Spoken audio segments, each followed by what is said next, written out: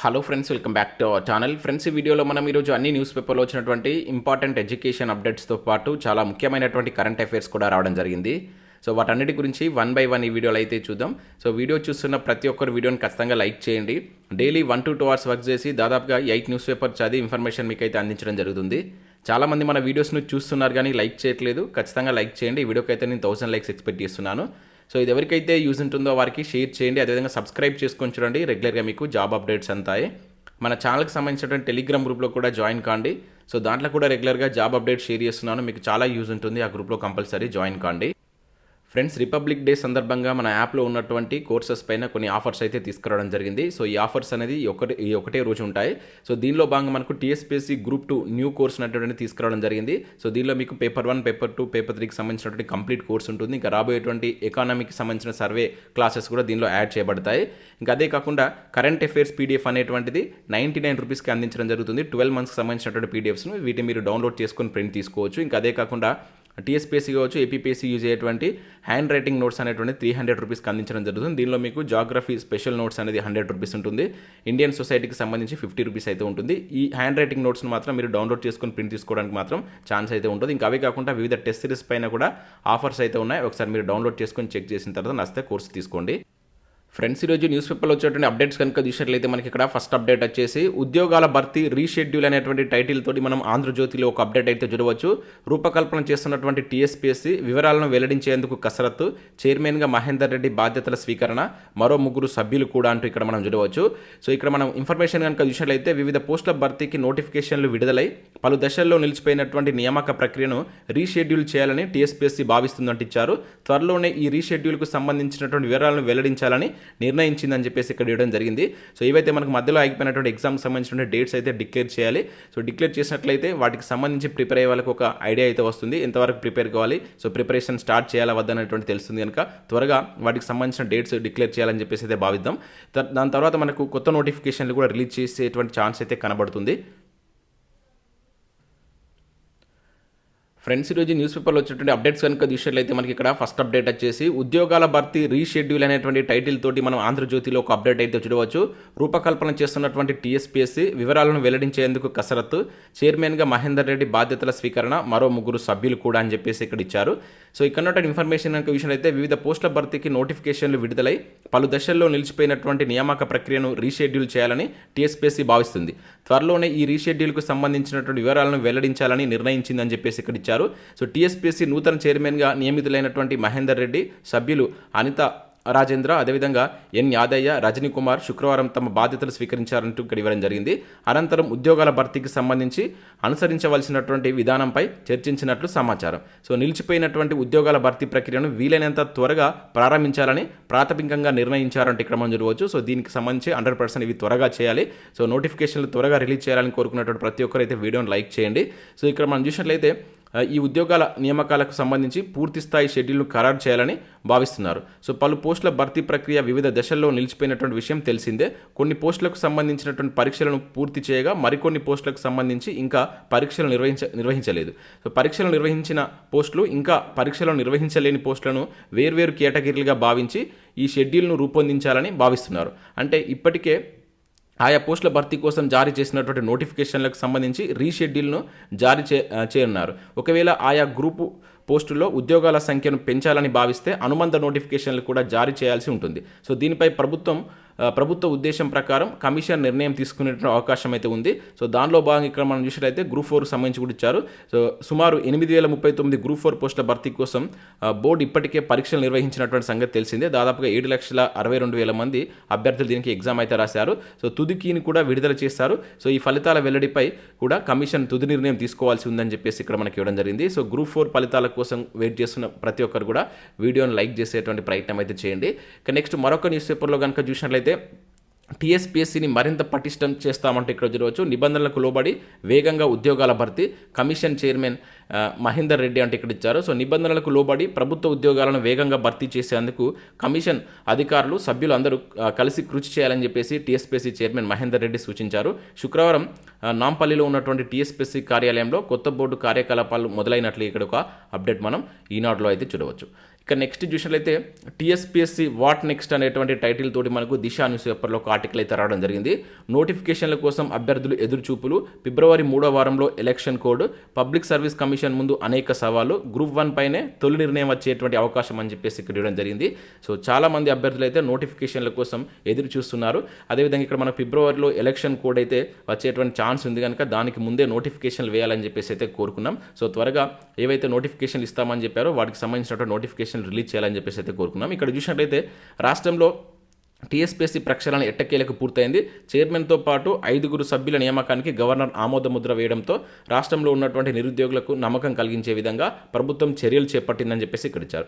So BRS హయాంలో TSPSC నిర్వహించినటువంటి పరీక్షల్లో లీకేజీలు కావచ్చు, ఎన్నికలు సమీపిస్తున్నటువంటి వేళ హడావిడిగా నోటిఫికేషన్లు వేసి కోర్టు మెట్లు ఎక్కడం వంటి వాటితో బోర్డు అప్రతిష్ట పాలైంది. ప్రస్తుతం ఇలాంటి ఘటనలకు పునరావృతం కాకుండా ఉండేందుకు బోర్డు సరికొత్త ప్రణాళికతో ముందుకెళ్తున్నట్టు తెలుస్తుందని చెప్పేసి ఇచ్చారు. సో వచ్చే నెలలో నోటిఫికేషన్లు అనేటువంటి దాంతో ఇక్కడ మన క్వశ్చన్ మార్క్తో ఇచ్చారు. సో టీఎస్పీఎస్సీలో ప్రక్షాళన పూర్తి కావడంతో వాట్ నెక్స్ట్ అని నిరుద్యోగులు ఆశగా ఎదురు చూస్తున్నారు. సో ప్రతి ఒక్కరు సో దీని గురించి అయితే ఆలోచిస్తున్నారు, నెక్స్ట్ అసలు ఏ విధంగా ఉండబోతుందని చెప్పేసి. సో ఎందుకంటే ఫిబ్రవరి 3వ వారంలో లోక్సభ ఎన్నికలకు కోడ్ వచ్చే అవకాశం ఉంది. సో దీంతో నోటిఫికేషన్ల విడుదల విషయంలో పబ్లిక్ సర్వీస్ కమిషన్ ముందు అనేక సవాలు ఉన్నాయి. అయితే గ్రూప్ 1 పై అతి త్వరలో నిర్ణయం తీసుకునే అవకాశం కనిపిస్తుంది. అదేవిధంగా గ్రూప్ 2 ఇప్పటికే మనకు 2 సార్లు అయితే వాయిదా పడగా సో ఇందులోనూ మరికొన్ని పోస్టులను సో గ్రూప్ 2 పోస్టులను పెంచేటువంటి యోచనలో ఉన్నట్టు అయితే కనబడుతుంది. ఇక్కడ గ్రూప్ 2 పోస్టులను కలిపి రీనోటిఫికేషన్ ఇచ్చే అవకాశాలు కనిపిస్తున్నట్లు ఇక్కడ ఇవ్వడం జరిగింది. సో గ్రూప్ 2 పోస్టులను పెంచాలని కోరుకునే ప్రతి ఒక్కరు కూడా వీడియోని లైక్ చేయండి. కంపల్సరీ పోస్టులను అయితే పెంచాలి. సో పెంచి రీనోటిఫికేషన్ ఇస్తే అది చాలా మందికి లబ్ధి చేకూరేటువంటి అవకాశం అయితే ఉంటుంది. ఇక నెక్స్ట్ పై వాటితో పాటుగా మనకు గ్రూప్ 3 హాస్టల్ వెల్ఫేర్ ఉద్యోగాల భర్తీలో కొన్ని సమస్యలు ఉన్నాయి. 2017 ట్రైబల్ వెల్ఫేర్ ఆఫీసర్ గ్రేడ్ 2కి డిగ్రీ అదేవిధంగా డిఈడి అభ్యర్థులకు అవకాశం ఇచ్చారు. కానీ ఈసారి 2022 డిసెంబర్ 26న విడుదలైనటువంటి నోటిఫికేషన్లో అవకాశం ఇవ్వలేదు. కొత్త ప్రభుత్వం తమకు అవకాశం ఇవ్వాలని అభ్యర్థులు డిమాండ్ చేస్తున్నట్లు కూడా ఇవ్వడం జరిగింది. ఇక నెక్స్ట్ ఇక్కడ ఫలితాలకు సంబంధించి కూడా ఇచ్చారు. త్వరలో పెండింగ్ ఫలితాలు అని చెప్పేసి ఇక్కడ ఇచ్చారు. ఇక్కడ చూసినట్లయితే మనకు రాత పరీక్ష పూర్తయినటువంటి గ్రూప్ 4 జూనియర్ లెక్చరర్స్ కావచ్చు, మహిళా శిశు సంక్షేమ అధికారి ఫలితాలను అదేవిధంగా ఇంజనీరింగ్ రిజల్ట్స్ను వెల్లడించాలని అధికారులు భావిస్తున్నట్లు ఇక్కడ ఇవ్వడం జరిగింది.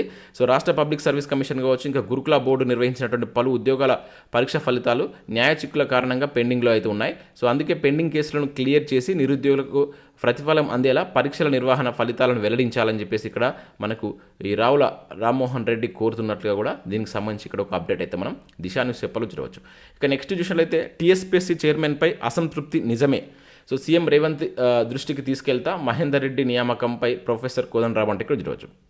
సో టీఎస్పీ చైర్మన్గా మహేందర్ రెడ్డి నియామకంపై ఎమ్మెల్సీ ప్రొఫెసర్ కోదండరామ్ స్పందించారు. సో మహేందర్ రెడ్డిపై కొంత అసంతృప్తి ఉన్నది నిజమేనని, పూర్తి విషయం తెలుసుకున్న తర్వాత ముఖ్యమంత్రి దృష్టికి తీసుకెళ్తానని అన్నారు. సో శుక్రవారం తెలంగాణ జనసమితి కార్యాలయంలో గణతంత్ర వేడుకల్లో పాల్గొని జాతీయ జెండాను ఆవిష్కరించినట్లు ఇక్కడ చూడవచ్చు. సో ఈ సందర్భంగా మనకు కోదండరామ్ గారు సో ఇటువంటి వ్యాఖ్యలు అయితే చేయడం జరిగింది. ఇక నెక్స్ట్ చూసినట్లయితే గురుకులంలో 317 చిక్కులు అంటే ఇక్కడ చూడవచ్చు. నూతన జోనల్ విధానం అమలుకు ఆటంకాలు, జీవో 317 ప్రకారం కేటాయింపులు జరిపినా కదలని ఉద్యోగులు, ఏడాదిన్నరగా పాత స్థానంలోనే పనిచేస్తున్నటువంటి ఉద్యోగులు. సో దీంతో బదిలీలు, పదోన్నతుల ప్రక్రియకు ఆటంకాలు, న్యాయస్థానం ఆశ్రయించడంతో ఎక్కడి ఉద్యోగులు అక్కడే అంటే ఇక్కడ జరగవచ్చు. సో మనకి ఎందుకంటే ఈ 317 జీవో వచ్చినప్పుడు అప్పుడు విద్యా సంవత్సరం అనేది మధ్యలో ఉన్నది. సో ఈ మధ్యలో ఉంటే విద్యార్థులకు ప్రాబ్లం అవుతుందని చెప్పేసి కొంతమందిని అక్కడనే ఉంచడం జరిగిందనమాట. సో అయినప్పటికీ ఏడాదిన్నరైనా కూడా వాళ్ళు పాత స్థానంలోనే కొనసాగుతున్నారని చెప్పేసి ఇక్కడ ఇచ్చారు. దీంతో బదిలీలకు కావచ్చు, పదోన్నతులకు ఆటంకం కలుగుతుందని చెప్పేసి అయితే ఇక్కడ ఇవ్వడం జరిగింది. సో న్యాయస్థానాన్ని ఆశ్రయించడంతో ఎక్కడ ఉద్యోగులు ఇంకా అక్కడనే ఉండిపోయారంట. సో ఇది 317 జీవోకు సంబంధించి ప్రాబ్లమ్స్ ఉన్నాయంటే ఇక్కడ మనకు ఒక ఆర్టికల్ అయితే రావడం జరిగింది. ఇంకా నెక్స్ట్ త్వరలో డ్రైవర్లు, కండక్టర్ల ఖాళీల భర్తీ అంటే ఇక్కడ మనం చూడవచ్చు. మహాలక్ష్మి స్కీమ్ సక్సెస్, 813 మంది కారుణ్య నియామకం.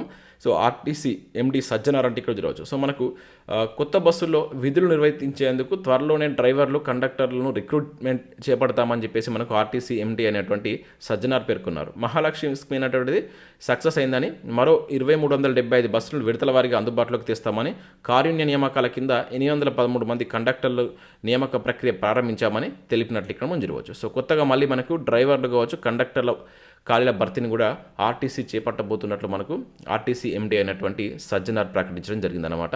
సో వీటికి సంబంధించి దీనిలో కొన్ని మనకు కారుణ్య నియామకాలు కూడా ఉన్నట్లయితే ఇవ్వడం జరిగింది. ఇక నెక్స్ట్ చూసినట్లయితే ఈనాడు ప్రతిభకు సంబంధించి ఇక్కడ ఆర్థమెటిక్కి సంబంధించినటువంటి ఒక ఆర్టికల్ ఇచ్చారు చక్రవడ్డీకి సంబంధించి. ఇక్కడ కొన్ని కరెంట్ అఫైర్స్ ప్రశ్నలు కూడా చూడవచ్చు. దాంతోపాటు ఇక్కడ కెమిస్ట్రీకి సంబంధించినటువంటి ప్రాక్టీస్ ప్రశ్నలు కూడా ఉన్నాయి. అండ్ నెక్స్ట్ ఇక్కడ వెలుగు సక్సెస్ న్యూస్ పేపర్లో మనకు ఏపీలో డిగ్రీ లెక్చరర్ పోస్టులకు సంబంధించి నోటిఫికేషన్ వచ్చింది, ఆ వివరాలు కావచ్చు. ఇంకా రైల్వేలో మనకు ఇటీవల కాలంలో 5,696 లోకో పైలట్ సంబంధించినటువంటి నోటిఫికేషన్తో వచ్చింది. ఆల్రెడీ మనం దీనికి సంబంధించి సపరేట్ వీడియో కూడా చూసాం. ఇంకా అవే కాకుండా వివిధ సెంట్రల్ గవర్నమెంట్ నోటిఫికేషన్లకు సంబంధించిన వివరాలు ఇక్కడ ఇచ్చారు. ఇంకా రామగుండం ఫెర్టిలైజర్స్లో నాన్ ఎగ్జిక్యూటివ్ పోస్టులకు సంబంధించి కూడా నోటిఫికేషన్ అయితే వచ్చింది. సో ఎవరైతే అప్రెంటిషిప్ చేసిన అభ్యర్థులు వీటికి అప్లై చేసుకోవచ్చు. ఒకసారి ఈ నోటిఫికేషన్ చూసేటువంటి ఐటమ్ చేయండి. అండ్ ఈ వీక్లో వచ్చినటువంటి కరెంట్ అఫైర్స్ కూడా ఇక్కడ ఇచ్చారు. దీనిలో ఉన్నటువంటి ప్రతి కరెంట్ అఫైర్ మనం ఆల్రెడీ మన కరెంట్ అఫైర్స్లో అయితే చూడడం జరిగింది. సో ఇవి మనకు వివిధ న్యూస్ పేపర్లో వచ్చినటువంటి education updates. Next current affairs చూద్దాం. ఈరోజు కరెంట్ అఫైర్స్ కూడా చాలా ఇంపార్టెంట్ కరెంట్ అఫైర్స్ అయితే ఉన్నాయి. స్కిప్ చేయకుండా చూడండి, ఖచ్చితంగా లైక్ చేయండి. ఒకటే వీడియోలో మీకు ఎడ్యుకేషన్ అప్డేట్స్, కరెంట్ అఫైర్స్ రెండు కలిపి అయితే అందిస్తున్నాం. చాలామంది వీడియోస్ను చూస్తున్నారు కానీ లైక్ చేయట్లేదు. సో ఖచ్చితంగా లైక్ చేయండి. మీరు లైక్ చేయడం వల్ల మాకు చాలా యూజ్ ఉంటుంది. సో ఇది ఎక్కువ మందికి రీచ్ అవుతుంది కనుక ప్రతి ఒక్కరు లైక్ చేసి మీ మిత్రులకు షేర్ చేసేటువంటి ప్రయత్నం చేయండి. సో ఇక్కడ మనం ఫస్ట్ కరెంట్ అఫైర్ కనుక చూసినట్లయితే గణతంత్ర వేడుకల్లో నారీ శక్తి అంటే ఇక్కడ ఒక అప్డేట్ మనం చూడవచ్చు. ఆకట్టుకున్నటువంటి తెలంగాణ శకటం అని చెప్పేసి ఇచ్చారు. దేశ చరిత్రలో తొలిసారిగా త్రివిధ దళాలకు చెందినటువంటి పూర్తి స్థాయి మహిళా కంటింజెంట్ మార్చ్ ఫాస్ట్ అనేటువంటి చేశారు. సో ఇది గుర్తుంచుకోండి, ఈ దీనిలో ఉన్నటువంటి స్పెషాలిటీ అనమాట ఇప్పుడు జరిగినటువంటి గణతంత్ర వేడుకల్లో. ఇంకా రాకెట్ వ్యవస్థ ప్రదర్శన, బైక్ విన్యాసాలతో సత్తా, మహిళా శక్తిని చాటేలా వివిధ రాష్ట్రాల యొక్క శకటాలు కూడా ఉన్నాయి నిన్నటి దానిలో. సో అదేవిధంగా వందే భారతం నారీ శక్తి పేరిట నృత్య ప్రదర్శనలతో సంస్కృతిని చాటి చెప్పినటువంటి 1,500 మంది డ్యాన్సర్లను ఇక్కడ ఇచ్చారు. ఇంకా ముఖ్య అతిథిగా మనకు హాజరైనటువంటి ఫ్రాన్స్ అధ్యక్షుడు మెక్రాన్ ఆల్రెడీ మనం చాలాసార్లు చూసాం. ఇక 40 ఏళ్ల తర్వాత వేడుకలో మళ్ళీ గుర్రపు బగ్గి అంటూ జరగవచ్చు. సో మెక్రాన్తో కలిసి మనకు రాష్ట్రపతి ద్రౌపది ముర్ము గారు కర్తవ్య పథకు ఈ గుర్రపు బగ్గిలో రావడం జరిగిందనమాట. 40 సంవత్సరాల తర్వాత ఇట్లా రావడం ఇదే మళ్ళీ ఫస్ట్ టైం అనమాట. సో ఇవి మనకు గణతంత్ర దినోత్సవ వేడుకలకు సంబంధించిన హైలైట్స్. వీటిని అన్నిటి మీరు గుర్తుంచుకున్నటువంటి ప్రయత్నం చేయండి.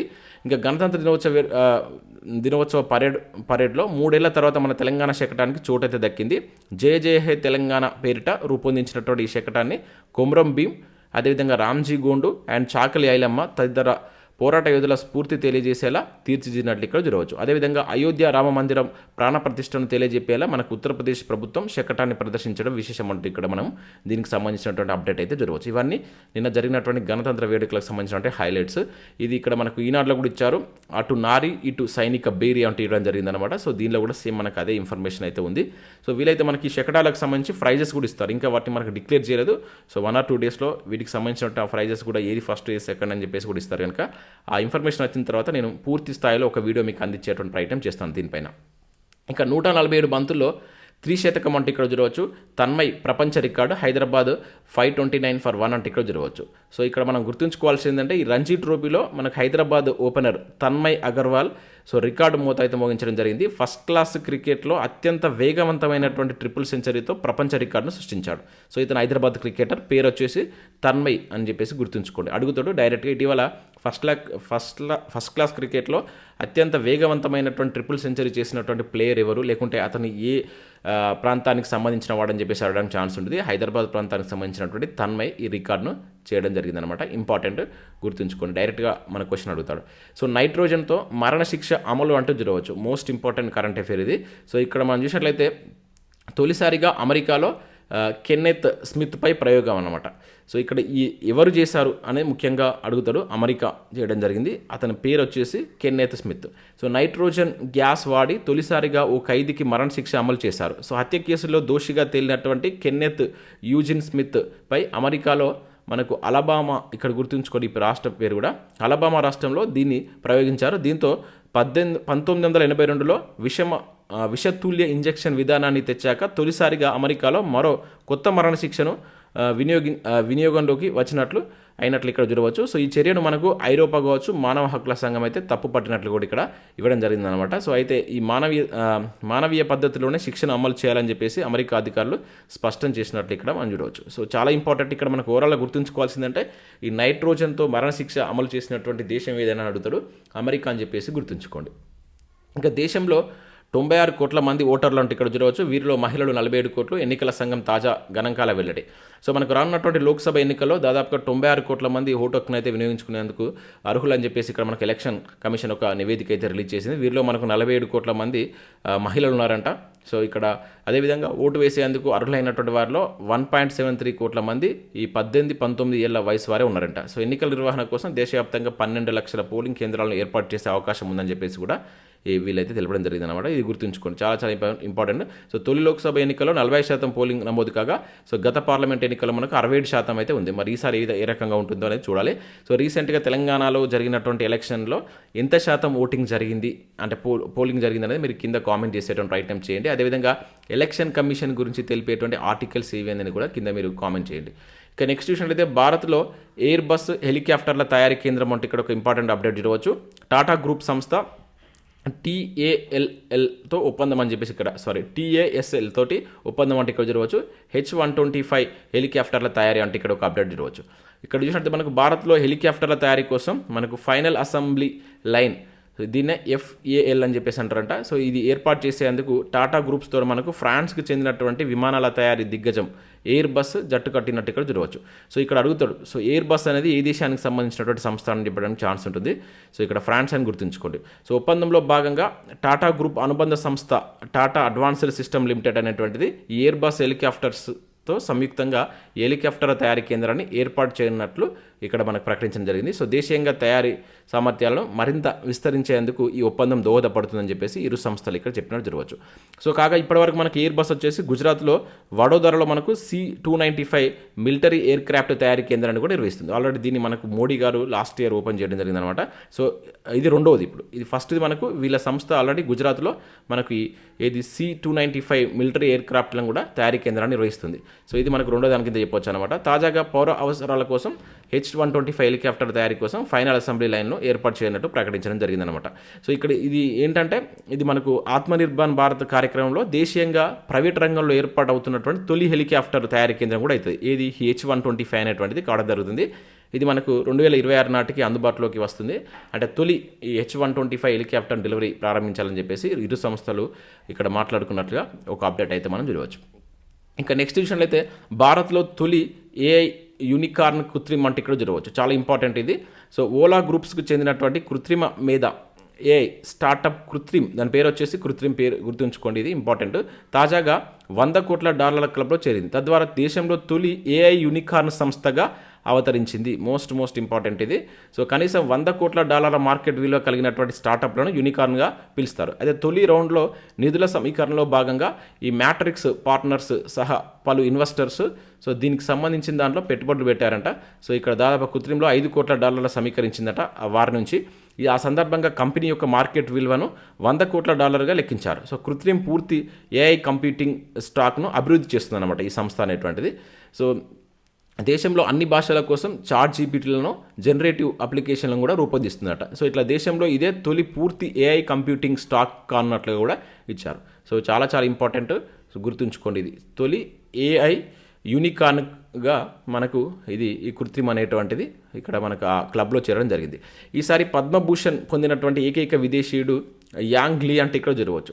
సో తైవాన్ ఎలక్ట్రానిక్స్ తయారీ దిగ్గజం ఫాక్స్కాన్ గ్రూప్ CEO అయినటువంటి చైర్మన్ యాంగ్ లీకు పద్మభూషణ్ అవార్డు అయితే రావడం జరిగింది. సో ఈసారి మనకు 17 మందికి ఈ అవార్డు ఇస్తే దానిలో ఏకైక విదేశీయుడు ఇతనే అన్నమాట. సో నేను పద్మ అవార్డులకు సంబంధించి ఈరోజు ఈవినింగ్ వరకు మీకు ఒక స్పెషల్ వీడియో వస్తుంది. దాంట్లో మీకు క్లియర్ డీటెయిల్స్ అయితే ఎక్స్ప్లెయిన్ చేస్తాను. ఇది గుర్తుంచుకోండి, ఈరోజు వచ్చింది కనుక తొలి విదేశీయుడు. ఇంకా నేను దీనికి సంబంధించినటువంటి కంప్లీట్ ఇన్ఫర్మేషన్ తోటి మీకు ఆల్రెడీ నేను రామమందిరం ఆలయానికి సంబంధించి నేను ఈవినింగ్ ఒక వీడియో అప్లోడ్ చేస్తాను. ముఖ్యమైన ప్రశ్నలు గుర్తుంచుకోవాల్సిన అంశాలు ఒకసారి ఆ వీడియో చూడండి. చాలా మంచి ఇన్ఫర్మేషన్ అయితే అందించడం జరిగింది. కొత్తగా విమెన్స్ T20 ఛాంపియన్ ట్రోఫీ అంటే ఇక్కడ చూడవచ్చు. సో ఇంగ్లాండ్లోనే 2027 WTC ఫైనల్ అంటే ఇక్కడ ఇచ్చారు. సో విమెన్ క్రికెటర్లకు ఫ్యాన్స్కు ICC అయితే గుడ్ న్యూస్ చెప్పింది. అమ్మాయిల కోసం కొత్తగా విమెన్స్ T20 ఛాంపియన్ ట్రోఫీని ప్రవేశపెట్టింది. సో ఈ టోర్నీ 2027 ఫిబ్రవరిలో జరుగుతుందని చెప్పేసి ఇక్కడ ఇవ్వడం జరిగిందనమాట. ఇది కూడా ఇంగ్లాండ్లో జరుగుతుందంట. గుర్తుంచుకోండి, విమెన్స్కి సంబంధించి T20 ఛాంపియన్ ట్రోఫీ అనేది 2027లో కండక్ట్ చేయబోతున్నట్టు ఇక్కడ మనకు ఐసీసీ అయితే ప్రకటించింది. ఇక నెక్స్ట్ కనుక చూసినట్లయితే రామదాసు తొలి విగ్రహం గుర్తింపు అంటే ఇక్కడ చూడవచ్చు. సో ఖమ్మం జిల్లా నేలకొండపల్లి పోలీస్ స్టేషన్లో విగ్రహం రామదాసు వారసులకు అప్పగింత. సో ఇది గుర్తుంచుకోండి, డైరెక్ట్గా ఎక్కడ గుర్తించారని చెప్పేసి అడుగుతాడు.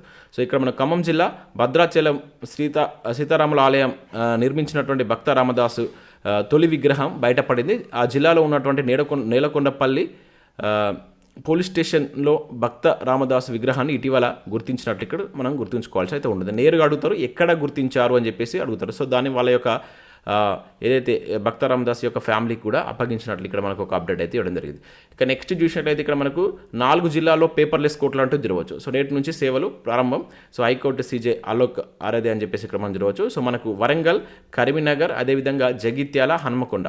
సో ఈ 4 జిల్లాల్లో మనకు పేపర్లెస్ కోర్టులు అనేది ఈ రోజు నుంచి ప్రారంభం కాబోతున్నట్టు ఇక్కడ మనకు high court chief justice Alok Aradhe ప్రకటించడం జరిగింది అనమాట. సో దేశంలో మొట్టమొదటి పేపర్లెస్ హైకోర్టు ఏంటనేది మీరు కింద కామెంట్ చేసేటువంటి ప్రయత్నం చేయండి. సో ఇవి మనకు వివిధ న్యూస్ పేపర్లో వచ్చినటువంటి ముఖ్యమైనటువంటి education updates and current affairs. ఈరోజు చాలా కరెంట్ అఫైర్స్ వచ్చాయి, అప్డేట్స్ కూడా ఎక్కువ రావడం జరిగింది, అందుకే కొంచెం వీడియో అయితే లెంతీ అయింది.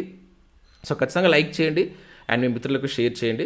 సో అదేవిధంగా మన యాప్ను డౌన్లోడ్ చేసుకోండి. సో ఈ ఒక్కటే రోజు మీకు ఆఫర్స్ అయితే ఉన్నాయి. కరెంట్ అఫైర్స్ 12 months పీడిఎఫ్ అనేది 99 రూపీస్కి ఇస్తున్నాం. ఇంకా మనకు టీఎస్పీఎస్సీ గ్రూప్ 2 న్యూ కోర్స్ కూడా 999 ఉంది. ఇది మళ్ళీ మీకు 1500 రూపీస్ అవుతుందన్నమాట రేపటి నుంచి. కావాలంటే ఈరోజు తీసుకున్నట్టు ప్రయత్నం చేయండి. ఇంకా వివిధ టెస్ట్ సిరీస్ పైన ఆఫర్స్ ఉన్నాయి, ఒకసారి డౌన్లోడ్ చేసుకొని చెక్ చేయండి. Thanks for watching.